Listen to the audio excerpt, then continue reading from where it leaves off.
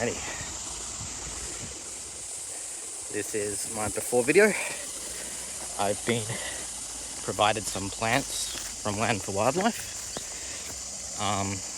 So this is the section of the property that's going to be planted out. I've started to pre-drill some holes, and then I use these old plant pots. I cut the bottoms off, and I'll basically stick the tube out of that into there, fill it with soil. And what that does for me is it marks it, so I know where I planted them. It also means when I'm doing weed management, it's easier for me to get around the plants, and if I'm trying to use maybe a whipper-snipper, it's going to hit the pot and not the native plant which I'm trying to propagate and grow. So they'll grow into big mat rushes like this, which I've already planted previously. But I'm taking a bit of a different approach this time. So I'll see if I can get a good photo. But with the recommendation of some AI planting guides, I'm doing a bit of they call it a zigzag pattern. So it zigs and zags all along the bank here. The byproducts of doing this is that it forms stronger roots, or they're better spaced out instead of being in a row. And then the other thing, it will look more natural. So it'll kind of look like just where those ducks are going across. See the native ones, they kind of swing around the creek and they zag in, etc. So it's just a bit better of a planting guide. Then the last little bit, I'm going to plant, again, going a bit more of a zigzag along the actual creek bank here to try and reinforce this soil from being washed away in a flooding event. So as you can see down here, when it does flood, it's basically wrecked taken all that soil from the thing and just gushed it down the creek there. But I'm prioritizing this zone here. It's one of the ones that I have been working on a lot. So starting to really come together as a little oasis we can enjoy.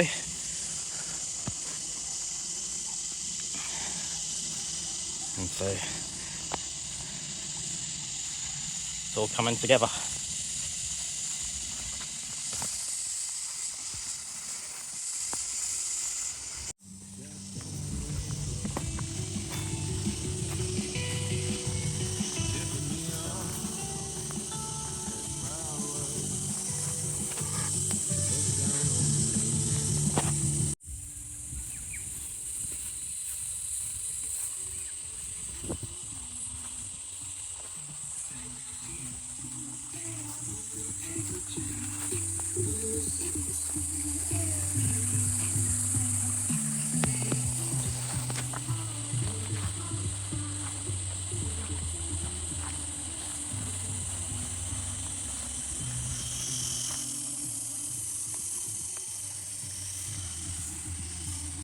Alrighty, just going through what I've done, the next stage. So you probably saw it in the video before.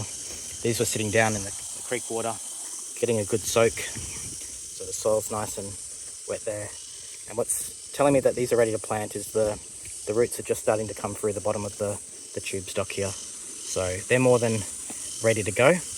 And just giving them a good drink before they go in the ground is kind of the strategy going with. Cut all the tops off the pot plants, and I've popped a tube stock in each of them. So what I'll do from here is I'll probably go grab some soil, bring it down, and I'll just kind of like take it out of the tube stock, plop it in there, backfill with some soil, and then yeah, that's pretty much ready to go.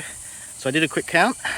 So all in all, that's 57 pots that have been dug in and with tube stocks ready to go.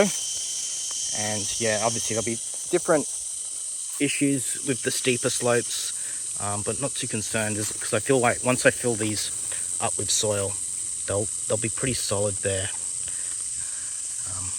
Not being able to go anywhere. I'm not too concerned with being out of the ground, because like I said, soil will come down and fill in the gaps over time.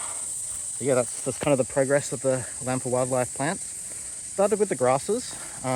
Strategy is kind of go with the trees first and get your spacing, but because I've already got an established zone here, it wasn't really necessary. Like you can kind of see these trees in the row already here, and that's actually a good thing because their roots will drive deeper, and then the grasses will have their roots more just below the ground, holding that in, so they kind of work well together. The next stage, when I get to it, is the trees and the shrubs. They'll be going in this higher section, so they're, you don't want them to get washed away, whereas these grass plants are designed when it floods, they'll flatten over. They're fine to be at this lower water line. And then yeah, in here is kind of like where I've started to flood out where I want some of the trees. So there are some trees that work well together in terms of you plant the same type next to each other. They're more likely to propagate seeds and flowers and stuff like that. So I've kind of mapped out where those ones will go. And then I think the rest of them will just kind of fall into place as I keep planting. Alright, so just going through the soil. So basically I like to use a bit of a sandy mix. So underneath here is probably about 30% sand. Got 30% compost. And then up the top here is a bit of potash. And then I'm going to supplement with some store-bought native seed mix. And it's the good stuff basically. It's already got a bit of sand mixed in. It's quite a nice texture compared to kind of my stuff that's a bit around the property and a bit drier. So it's just kind of the mix I'm going for. Nothing special, but just thought I'd just give an update on how I put the soil together. So I've given that a good mix together, minus the good stuff over there. You can see it's quite a heavy sand mix. Like I said, I find that it's a lot better to have a sandier mix with native plants. And once I mix in this proper mix in, it'll get a bit darker, looking a bit more what you expect soil to look like. But yeah, just going through the motions.